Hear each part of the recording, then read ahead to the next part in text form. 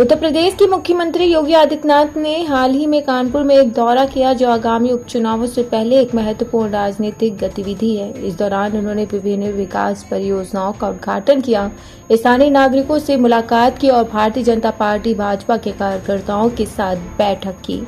मुख्यमंत्री के इस दौरे का मुख्य उद्देश्य आगामी उपचुनावों में पार्टी के प्रदर्शन को मजबूत करना और कानपुर के नागरिकों के बीच सरकार की उपलब्धियों को उजागर करना है।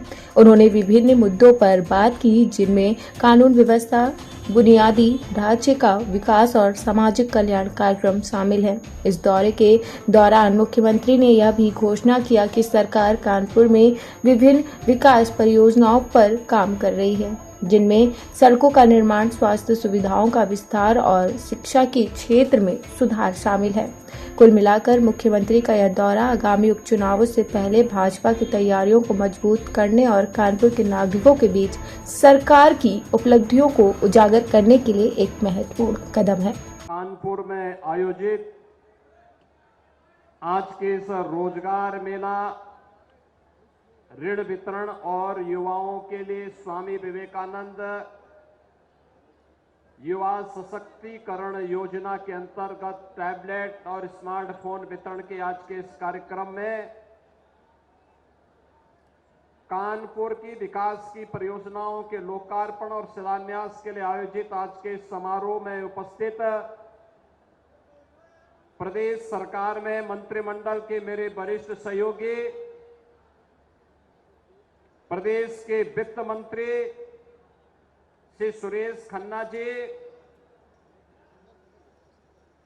प्रदेश सरकार के मंत्रीगण श्री राकेश सचान जी, श्री नितिन अग्रवाल जी, श्रीमती प्रतिभा शुक्ला जी, श्री अजीत पाल जी, माननीय सांसद श्री रमेश अवस्थी जी, माननीय सांसद देवेंद्र सिंह भोले जी, भारतीय जनता पार्टी के क्षेत्रीय अध्यक्ष श्री प्रकाश पाल जी, विधान परिषद सदस्य श्री सलिल बिश्नोई जी, मानवेंद्र सिंह जी, अरुण पाठक जी, भारतीय जनता पार्टी के जिला के अध्यक्ष श्री दीपू पांडे जी, शिवराम सिंह जी, दिनेश सिंह कुशवाहा जी, महापौर श्रीमती परिमला पांडे जी, जिला पंचायत अध्यक्ष श्रीमती स्वप्निल वरुण जी, माननीय विधायक गण श्रीमती नीलिमा कटियार जी, सुरेंद्र नैथानी जी, महेश त्रिवेदी जी, अभिजीत सिंह सांगा जी, राहुल बच्चा सोनकर जी, श्रीमती सरोज कुरील जी, अविनाश सिंह चौहान जी, मंच पर उपस्थित श्री रघुनंदन भदौरिया जी, सुरेश अवस्थी जी, भारतीय जनता पार्टी और सहयोगी दलों के हमारे सभी पदाधिकारीगण,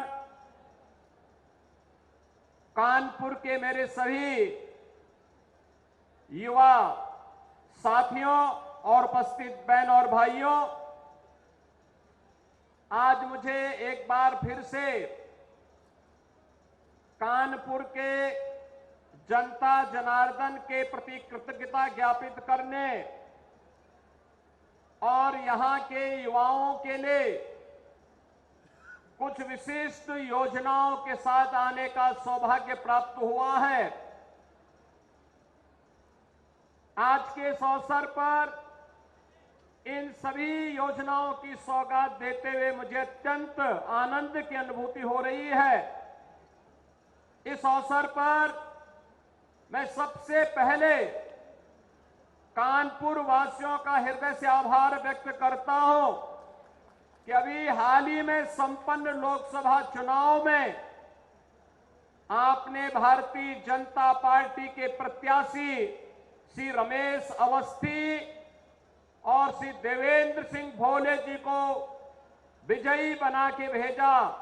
इसके लिए आपके प्रति, कानपुर वासियों के प्रति हृदय से आभार व्यक्त करते हुए बदले में 745 करोड़ की योजनाओं की सौगात हम लोग कानपुर वासियों को दे रहे हैं, इसकी भी मैं हृदय से बधाई देता हूं। बहनों और भाइयों, आज नौजवानों के सपनों को उड़ान देने के लिए जहां रोजगार की एक बड़ी योजना को लेकर के 50 कंपनियों के द्वारा एक साथ 1000 से अधिक नौजवानों को रोजगार वितरण के इस कार्यक्रम के साथ जोड़ने के लिए हम लोग यहां पर आए हैं, वहीं सैकड़ों उद्यमियों को लोन देने के लिए भी आज यहां लोन मेला भी लगा है। तो लगभग 8000 युवाओं को युवा सशक्तिकरण योजना के अंतर्गत टैबलेट और स्मार्टफोन का वितरण भी हुआ है। इस अवसर पर इन सभी युवाओं के लिए, इन सभी रोजगार प्राप्त करने वाले युवाओं के लिए, लोन प्राप्त करने वाले उद्यमियों को भी मैं हृदय से बधाई देता हूं, अपनी शुभकामनाएं देता हूं। बहनों और भाइयों, आपने डबल इंजन की सरकार उत्तर प्रदेश के अंदर देखी है। सरकार ने सुरक्षा का, सुशासन का और विकास का एक मॉडल दिया है, और ये मॉडल इस रूप में दिया है जिससे आपका वर्तमान भी उज्जवल हो और भविष्य की एक नई अभिलाषा के साथ, आकांक्षा के साथ आप आगे बढ़ सके। और इस विश्वास के साथ आज डबल इंजन की सरकार प्रदेश के अंदर कार्य कर रही है। आपने 2017 के पहले के उत्तर प्रदेश को भी देखा है। 2017 के पहले उत्तर प्रदेश अपनी पहचान के लिए मोहताज था। अराजकता चरम पर थी, गुंडागिर्दी उत्तर प्रदेश की पहचान बन चुकी थी।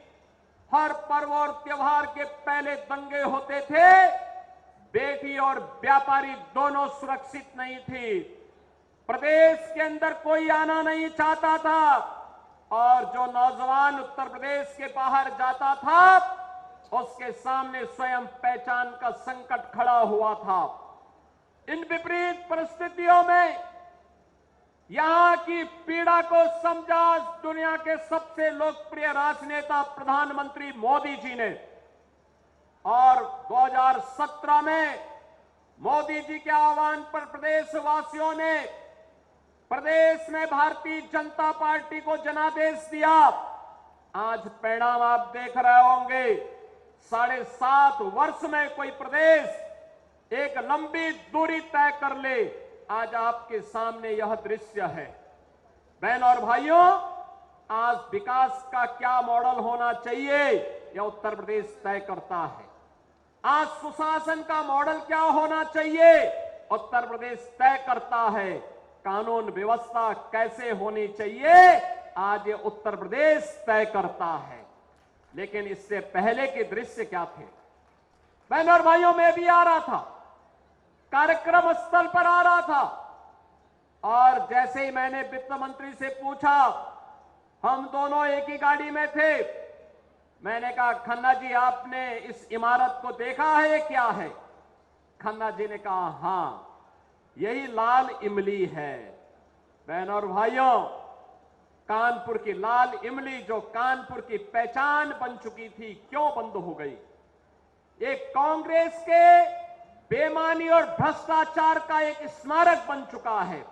जहां यहां के नौजवानों को नौकरी और रोजगार मिलना चाहिए था, हजारों लोगों के परिवारों का पेट पलता, आज वो इनके भ्रष्टाचार का एक स्मारक बन करके चिढ़ा रहा है। लेकिन हमारी सरकार ने तय किया है लाल इमली का पुनरुद्धार करने के एक बड़े पैकेज के साथ हमारी सरकार आगे बढ़ने जा रही है।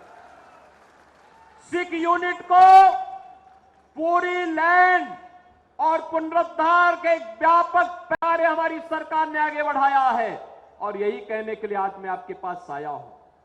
बहनों और भाइयों, ये समाजवादी पार्टी, आप इनके कारनामों से तो परिचित हैं। इतिहास की पुनरावृत्ति ये लोग कर रहे हैं। गुंडागिर्दी इनकी पहचान थी, अराजकता इनकी पहचान थी, बेटी और व्यापारी पर सुरक्षा पर खतरा कर पैदा करना इनकी पहचान थी। इनके समय में क्या क्या नहीं होता था, कौन नहीं जानता है। और यहां पर इनका दिखाने वाला चेहरा एक है और अंदर कुछ और है। यह दृश्य देखना है तो सीसामऊ की जनता को उपचुनाव का सामना करना पड़ रहा है, इसलिए क्योंकि गरीब की संपत्ति पर कैसे कब्जा किया जाता है, कैसे दंगे भड़काए जाते हैं। दंगे भी उस दिन भड़काने का साजिश होता है जिस दिन महामहिम राष्ट्रपति, जो इसी माटी के सपूत हैं, वे जब कानपुर की धरती पर आए थे, उस दिन कांग्रेस समाजवादी पार्टी का विधायक इसी सीसामऊ को, कानपुर को दंगों की आग में झोंकने का साजिश रचता है। बहनों और भाइयों, आज वो अपने कृत्यों का सजा भुगत रहा है। लेकिन मैं आपसे कहने के लिए आया हूं, आपने जनादेश 5 वर्ष का दिया था, लेकिन आपको उपचुनाव का सामना करना पड़ रहा है। यहां का विकास बाधित हुआ है। समाजवादी पार्टी